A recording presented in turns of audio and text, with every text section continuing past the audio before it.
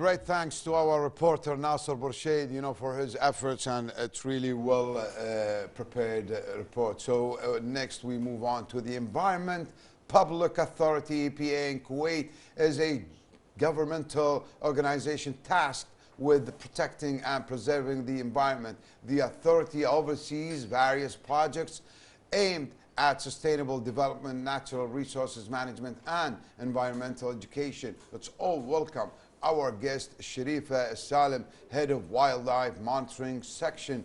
Ms. Shreefa, it's really a pleasure to have you, and good morning, Kuwait. Good morning, and it's a pleasure to be here with you this morning. Amazing. So can you explain the concept of nature reserves or natural reserve and their importance in Kuwait? Yes, of course. The natural reserve it's a land or area, sea area, with a specific plant or animal, also geological features. Yeah. We aim to protect these plants or animals in an area with, let's say, it should have a percentage in total of the area of Kuwait. For example, let's say the protected areas in Kuwait is around 12%. So we nearly reach the global requirement. The requirement from most of the country is 15%. So 15%. So we have more than 15. No, we have 12%, and we are almost yes, there. Almost there, and we have a future plans to increase this area in Kuwait. Nice. So what are the main natural reserves in Kuwait, and what makes each one unique? We have quite a lot. For example, the terrestrial, we have a 10 natural reserve. I will 10? Yes, I will mention them one by one. Okay. And for the marine, we have 2 natural reserves. Okay. For the terrestrial, we have Sheikh Sabah Al Ahmed. Okay. This one is near Jabir Al Ahmed and Al Mutla city. Am I correct? Yeah, it's in the north. Not the Khwaysat. There is a protected area also, Al Khwaysat. Mahmiyat Al Jahra, also you can call it the Khwaysat. Okay, I see. So Al Jahra and Sabah Al Ahmed. Yes. Okay. And also we have Mahmiyat the John Salbekhat, Al Niga, Wadi Al Batin, Al Huwaymila, Qdair, Liyah, Dhal'a Al Grain, and Saad Reserve. This is the terrestrial. The marine reserve is Mubarak Al Kabir. It's North Bobyan Island and Warba Island. And also we have the Sulabikhat Marine Reserve. Amazing. So we have plenty of reserves in Kuwait. When you say a reserve, is it like there is a fence surrounding that reserve? Nobody goes in, nobody can hunt, nobody can shoot, nobody. Just give us an idea about the reserve. Of course, all the reserves area in Kuwait is have a protection plan, a management plan. And also we have the environment law, which is the number 42, 2014. There is an important articles, chapters only related to the reserve area. Offensive tickets and definitely and there is a penalties, and we enforce it. The Environment Public Authority enforce this law together with the Environment Police. Also, the protected areas is managed by governmental agencies such as the Environment Public Authority. We own some of these natural reserves. Also, the Public Authority of Fisheries and Agriculture. Also, we have the KISR, Kuwait Institute for Science. Yes, they manage 2 natural reserves. And we can see now on the monitor how big is our reserve here.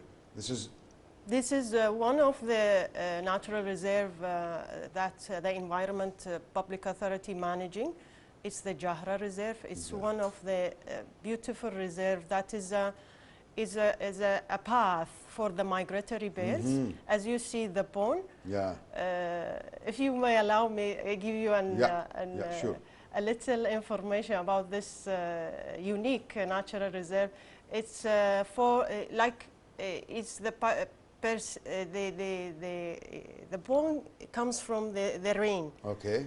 And in that time, in '87, we decide, the Environment Public Authority decide to reserve this area. Yeah. Whenever the water is depleted, we pump the water with the help of some of the petrol companies. Okay. So we keep this pond, and the unique of this pond, it's a freshwater pond. Okay. We find some of all the let's say the birds, and they come there and becomes a natural habitat for them. True. Yeah. Okay, that's really amazing. So, okay, I want to ask about the protection before we go into the species and stuff like that. When you say, okay, we have all these such and such entities and departments, having tickets, fines, penalties for. But is there people, will there be a people around that reserve area, that natural reserve? Or it's just, if you see by coincidence somebody shooting or somebody, I mean, there has to be somebody there guarding these kind of, places. Yeah. Am I correct? Yeah, you're right. And we do an effort with the Environment Police to be there, specifically in some of the season, the migration season, which start in let's say October, and extended till April or May. Yeah, this is the migration season. We increase the effort to increase the guards and to monitor. Also, we receive a lot of complaints from the public themselves. They are helping us. Yeah, because I know beautiful birds. They migrate to Kuwait, and a lot of hunters out there in the desert. I mean, how would you? Yeah, we regularly also monitor the fence. Okay. Whenever the fence, we have a problem. Always the fence is they broken? Broken. Then they cut the fence. Really, they go in. Yes. Ooh. Yes. Is there any fines, really harsh fines for? Of course, due to the related to the articles of environment law, there is a lot of fines, and also jail. Goes to jails, jails or fines, big fine or jails. That's good. So, what kind of, Mrs. Salem, if you tell us what kind of species of plants and animals found in Kuwait natural reserves?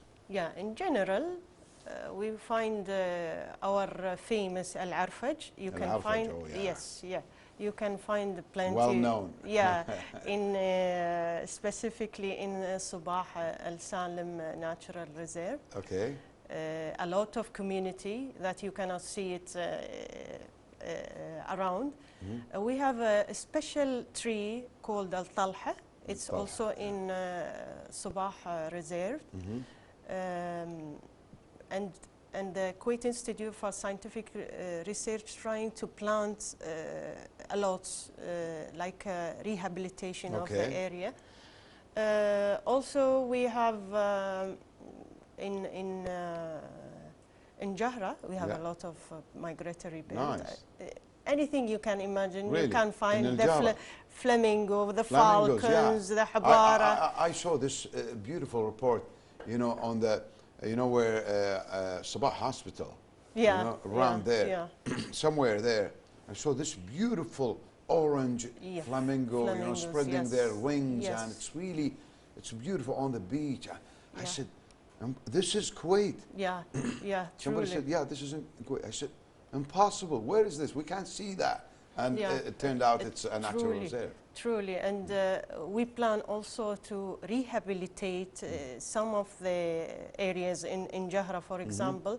we planted the mangrove, if you are aware of the mangrove, and it is successful. We started in 2018. Nice. We brought the seeds from Oman, from the United Arab. So we have mangrove. Exactly, and it creates a natural habitat for the like a mud flats habitat. You can find the crabs, you can find a lot of diversities coming back. It's like the land is. Subhanallah, this is the land's like recreating breathing itself. again, you know. Recreating. That's definitely amazing. So how does climate change impact these reserves and their ecosystem? Of course, the climate change is affecting, but as you know, the protected area also help to reduce the effect of the climate change. When you protect the land, when you give to the land, it gives you back. You know, when you increase the area, the greenery of Kuwait, it's breathe again. You know, it's protect the dust and keep. Definitely it keeps the dust away, and it gives you more oxygen, more fresh air. But I mean, this change in the weather globally has effect, or it doesn't have effect? Of course it has. There is an increase for the land degradation, but like, like also when I talk about some deforestation we have here. You know, some area, for example, Mutla now become a residential area. I mean, would that affect these? Yeah, of course. The urbanization. This is the problem of Kuwait. We have a small land. Exactly. So that's why we need residential areas. We need urbanization, and but we are, ambitious to have we are planning.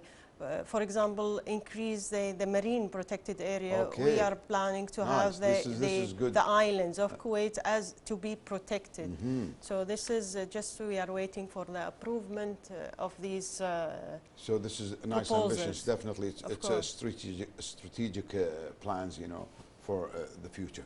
So let's go for the one of the main natural reserves, and we want to know that it's significant, like Al-Jahra Natural Reserve. So tell us about that. Yeah, as I mentioned to you, it's a place for the migratory birds to go through in the year. And as the location of Kuwait is important, we are in the top of the Arabian Gulf.